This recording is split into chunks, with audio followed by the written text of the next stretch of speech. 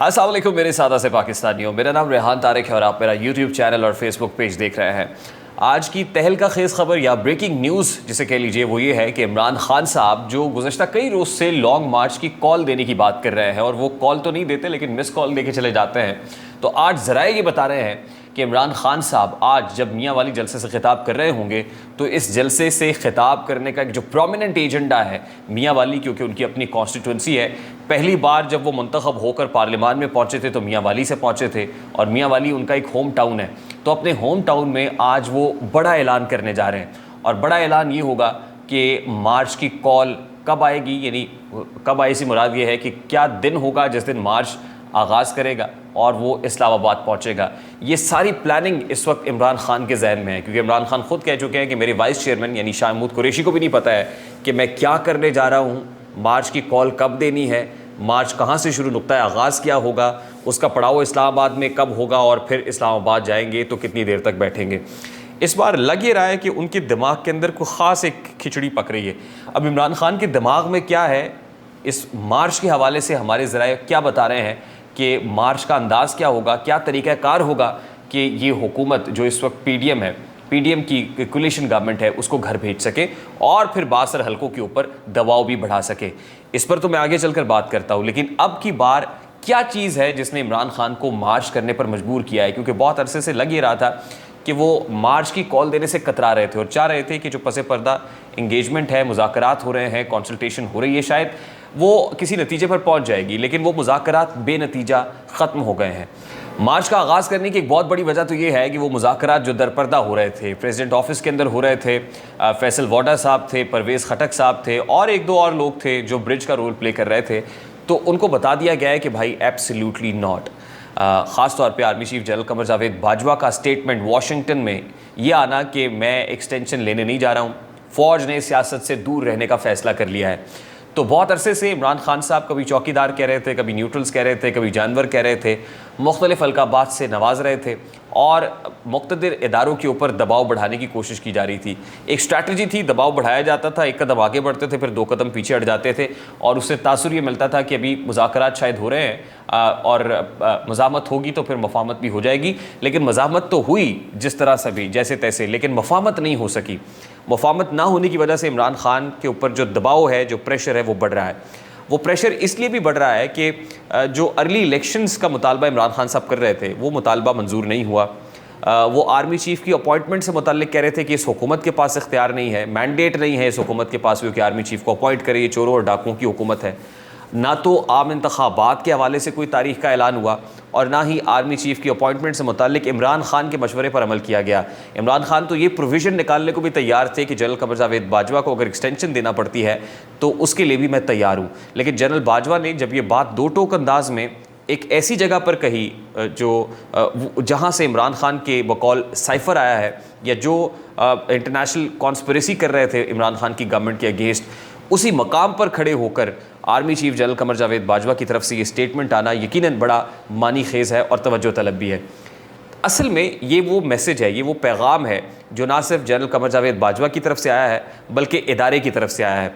और इदारे की तरफ से कैसे आया है, वो ऐसे कि लास्ट वीक जो कोर कमांडर्स कॉन्फ्रेंस हुई थी, उस कोर कमांडर्स कॉन्फ्रेंस के अंदर ये तय हो गया था कि मुस्तकबिल का लाहेमल क्या होगा, और जनरल बाजवा से जो कोर कमांडर्स हैं और आला फ़ौजी अफसरान हैं, उन्होंने कह दिया था कि एक तो आप एक्सटेंशन ना लें तो मुनासिब होगा, दूसरा ये कि जो अपॉइंटमेंट का मामला है वो भी मेरिट के ऊपर हमें डिसाइड कर लेना चाहिए, फ़र्दर इसका डिले नहीं होना चाहिए, बल्कि जो मेरिट पे जिस तारीख़ को जो डेडलाइन बनती है अपॉइंटमेंट नेक्स्ट, उसका ऐलान तभी किया जाएगा। और फिर ये जो इंटरवेंशन है, ख़ासतौर पर जो इंटरफेरेंस है, पॉलिटिकल इंटरफेरेंस, ये हम नहीं करेंगे, ये हमारी प्रिंसिपल पोजीशन है। तो फ़ौज ने ये उसूली फ़ैसला कर लिया है कि वो सियासत से दूर रहेंगे। अब इमरान खान साहब बार बार जो अस्करी हलके हैं उनसे ये मुतालबा कर रहे थे कि आप सियासत में इंटरवीन करें, आप इंटरफेयर करें, क्योंकि आपको कोई हक नहीं है कि आप न्यूट्रल रहें। ये हो सकता है कि घर पे डाका डले और चौकीदार जो है वो कहे मैं न्यूट्रल हूँ। तो इस तरह की बातें, इस तरह की कॉनोटेशंस इमरान खान साहब इस्तेमाल कर रहे थे, लेकिन जब एब्सोल्युटली नॉट का एक रिस्पांस मिला है तो इमरान खान साहब ने सोचा है कि इस वक्त अवामी दबाव जो है वो भी बढ़ेगा। लोग भी बार बार सवाल कर रहे हैं कि भाई आप मार्च का ऐलान क्यों नहीं करते, तो फाइनली ये आखिरी तुरप का पत्ता भी अब खेल देना चाहिए। और वो इसलिए है कि अक्टूबर का महीना शुरू हो गया है अक्टूबर में, क्योंकि ख्वाजा आसिफ ने ये स्टेटमेंट दे दिया कि इसी महीने के आखिरी हफ्ते में, ये नेक्स्ट मंथ के पहले हफ्ते के अंदर आर्मी चीफ की अपॉइंटमेंट से मुताल्लिक जो प्रोसेस है वो इनिशिएट हो जाएगा। 5 नाम आएंगे, उन 5 नामों में से किसी एक का इंतखाब prime minister of the country करेंगे और ये आइनी तरीक़ाकार भी है। तो इसके बाद जो है वो बेचैनी काफ़ी बढ़ गई है पाकिस्तान तहरीक इंसाफ के हलकों में। अब इमरान खान साहब जब इस बार लॉन्ग मार्च को आगाज़ करेंगे, इनिशिएट करेंगे, तो अब क्या मुख्तलिफ होगा जो 2014 के अंदर था।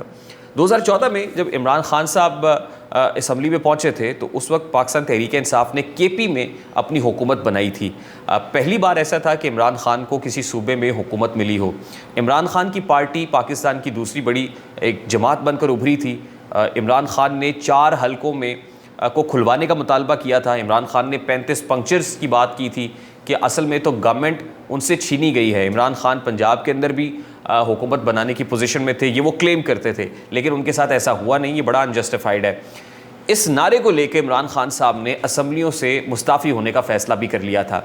इमरान खान की एक खसलत कहिए या खूबी कहिए, कुछ लोगों के नज़दीक ये खूबी होगी, कुछ लोगों के नज़दीक ये खसलत होगी, और वो खसलत ये है कि इमरान खान साहब हार्ड लाइन लेते हुए एक्सट्रीम पे चले जाते हैं और ये सोचे समझे जाने बगैर कि इस एक्सट्रीम पे पहुंचने का नतीजा क्या होगा। उस वक्त जब वो एक्सट्रीम पे पहुंचे थे, यानी असम्बलियों से मुस्ताफ़ी होकर बाहर आ गए थे और सड़क गर्म करने का फ़ैसला किया था, तो उस वक्त इमरान खान के साथ मुक़्तदिर हलके खड़े हुए थे। यानी मुक़्तदिर हलकों में से कुछ लोग ऐसे थे जो इमरान खान साहब के दाएं तरफ खड़े हुए थे। ज़ाहिर है इंटेलिजेंस एजेंसी, आपका जो सुप्रीम एजेंसी है, उसका बहुत बड़ा रोल रहा है पॉलिटिकल इंटरफेरेंस के अंदर। तो उस वक्त एजेंसीज़ के जो सरबराहान थे, जो लोग थे, वो इमरान खान साहब को सपोर्ट कर रहे थे। और ये तो अब कोई ढकी छुपी बात नहीं है, क्योंकि उस वक्त के लोगों ने अब आके ये बता भी दिया है कि हम तीसरी कुव्वत को मौका देना चाहते थे। तो बात यह है कि उस वक्त इमरान खान किसी की आशीर्वाद से सड़कों पर आए थे, और जब वो आ गए थे इस्लामाबाद में, तो इस्लामाबाद में 126 रोज़ तक बैठे रहना, रेड जोन तक पहुँचना, पार्लियामेंट हाउस के ऊपर हमला करना, PTV की इमारत में घुस जाना, डंडे बरसाना, IG को कहना कि मैं तुम्हें छोड़ूंगा नहीं, तुम्हें अपने हाथ से फांसी दूंगा, पुलिस अफसरान के मुंह पर तमाचे रसीद करना, कब्रें खोद देना, ये सब कुछ किसी के कहे बगैर या किसी की सपोर्ट, किसी की हिमायत के बगैर नहीं हो सकता। और उस वक्त जो रिपोर्टिंग कर रहे थे वहाँ पे, वो भी जानते हैं कि किस तरह जब वहाँ कब्रें खोदी जा रही थी, जब वहाँ तंबू कनाते लगाए जा रहे थे, तो उस वक्त ख़ुद बासर हलकों के लोग वहाँ पर पुलिस को भी रोक रहे थे कि भाई आपने यहाँ से इसको हटाना नहीं है या आपने इसको उठाना नहीं है। वो उनको भी वहाँ से डिस्प्लेस करने की, रिलोकेट करने की बातें कर रहे थे।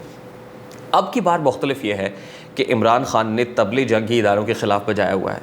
वो इदारे जो उनकी हिमायत में खड़े हुए थे, आज इमरान खान को सपोर्ट करने के लिए तैयार नहीं है।